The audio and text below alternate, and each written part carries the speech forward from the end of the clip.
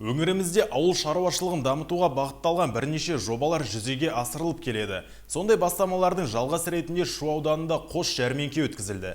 Асыл тұқымды қойлар сатылып, сапалы өнімдер ұсынылған жиын жайында толығырақ алдағы бейнематериалда.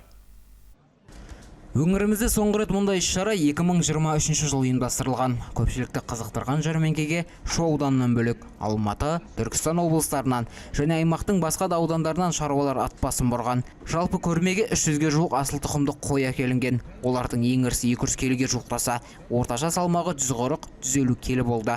Қордайлық шаруа өзі әкелген қошқарды таныстырды. 3 жасар қошқар.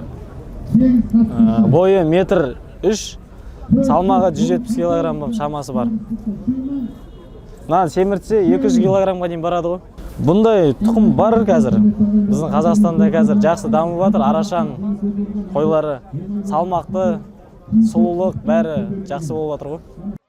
Нақты деректерге сүйенсек, облысымызда 2000-нан астам шаруа қожалық тіркелген. Соның ішінде 400-ге жуығы қой өсірумен айналысады, ал соның 170-ге жуығы асыл тұқымды қой өсірумен шұғылданады. Аталған жәрмеңкені ұйымдастыру мақсатымыз мал өсірсең қой өсір дейді, өнім көл көсір демекші, ауданымыздағы қой шаруашылығын асылдандыру, соны дамыту болып табылады.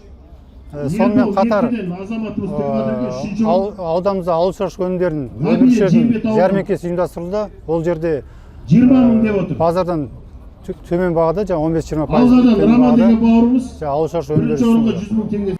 Айта кету керек, жиын аясында тек асыл тұқымды қойлар ғана емес, ауыл шаруашылығы өнімдері де сатылымға шығарылды. Атап айтсақ, 560 литр сүт өнімдері, 180 келі сиыр, 350 келі қой еті, 200 келі макарон, 750 келі көкөніс, барлығы 15-20% төмен бағада халыққа ұсынылды. Іс-шара барысында қой қорқу, қой көтеру сынды жарыстар ұйымдастырылып, жеңімпаздар мен жүлдегерлерге қаржылай сыйлықтар табысталды. Нұрбақыт Тұтқышбек, Мержан Ерболатов, Жұмахан Төлеуұлы, Әлден Паян, 24 Ньюс.